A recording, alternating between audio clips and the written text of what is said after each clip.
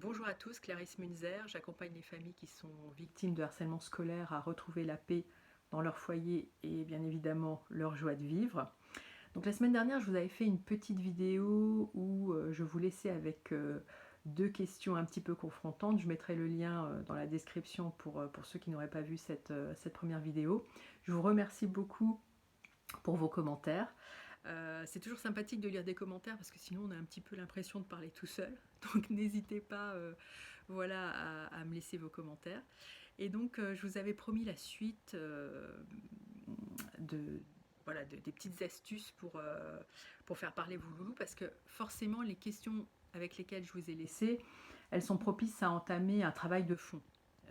En se posant ces questions, on va faire des prises de conscience et puis eh bien, on va mettre en place d'autres comportements et on va générer d'autres résultats. Mais c'est un travail de fond et c'est un travail qui demande un petit peu de temps. Nous, là, on part de l'hypothèse qu'on voit bien que notre loulou, il va pas bien, il y a quelque chose, il y a eu un changement de comportement et on voudrait quand même assez rapidement eh bien, savoir de quoi il retourne exactement. Donc les petites astuces, eh bien, elles sont les suivantes. Premièrement, on va pouvoir demander éventuellement à notre enfant de nous faire un dessin. Voilà, on peut lui dire, ben, écoute, je vois bien que ça va pas trop, je comprends que tu veux peut-être pas m'en parler, je respecte ça.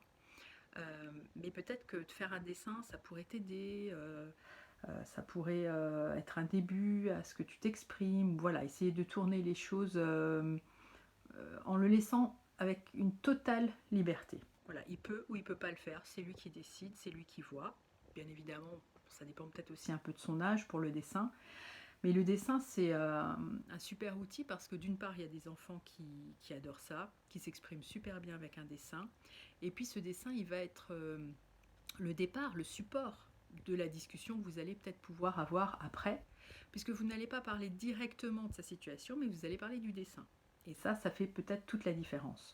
Pour les plus jeunes, vous pouvez aussi un petit peu observer les jeux qu'ils font, ce qu'ils disent pendant leurs jeux, etc. Et ça va peut-être pouvoir vous donner des petits éléments sur ce qu'ils vivent à l'école ou ailleurs.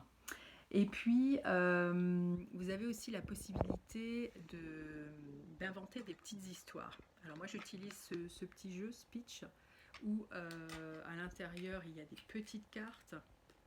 Alors j'essaye de tenir l'appareil et de vous montrer ça un petit peu. Donc, on a voilà, des différentes petites cartes de personnages, le soleil, enfin voilà, il y a différentes petites cartes et on peut très bien utiliser quelques cartes, voilà, qu'on aura bien évidemment choisies. On aura réfléchi un petit peu à l'histoire qu'on voulait raconter avant. Et puis, eh ben, on va pouvoir inventer notre histoire avec pas forcément de la violence scolaire, mais voilà, des choses qui s'apparentent, où l'enfant pourrait rebondir et nous parler de ce qu'il vit quotidiennement ou même ponctuellement. Et ça peut être, voilà, ne jamais aller, à mon sens, directement sur les questions, voilà, qu'est-ce que tu vis, tata, mais peut-être parler de manière indirecte, comme utiliser un livre aussi. On peut très bien utiliser un livre. Alors, il y a des histoires qui sont liées au harcèlement scolaire, aux violences scolaires, etc., etc. À voir. Ça peut être plus dans une optique d'en parler comme ça quand il n'y a rien encore, oui, d'avertissement, d'en parler, etc. Mais quand il y a quelque chose et qu'on sent qu'il y a peut-être quelque chose, y aller directement avec un livre vraiment sur cette thématique, je ne suis pas certaine. Par contre, on peut prendre une autre histoire et puis on peut rebondir dessus et puis on peut un peu extrapoler, voilà, on peut mine de rien faire pas mal de petites choses. Et puis vous avez aussi le jeu Dixit hein, qui est assez connu. Où là vous avez de très belles cartes, vous pouvez aussi créer ensemble des histoires. Alors soit le parent crée l'histoire et puis il voit les réactions, soit on co-construit, je vais y arriver, une histoire et puis on voit ce que ça donne, on voit ce que l'enfant dit, etc. etc.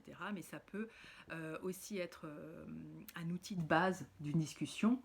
Et puis vous avez aussi la possibilité, si par exemple votre enfant il est super en lien avec son oncle, sa grand-mère, etc., et bien peut-être de parler à cette personne en off, de lui exposer vos craintes, voilà ce que vous ce que vous pensez, etc. Et puis peut-être de demander à cette personne tout simplement de discuter avec votre enfant et de voir s'il peut avoir quelques informations concernant la situation. Voilà, eh bien, écoutez, je vous laisse avec ces petits outils. N'hésitez pas, bien évidemment, à me laisser des commentaires. Voilà. Si vous avez d'autres outils, n'hésitez pas aussi à les mettre en commentaire. Je pense que ça servira à tout le monde. Et puis, je vous souhaite une belle semaine et je vous dis à la semaine prochaine pour une nouvelle vidéo. Ciao!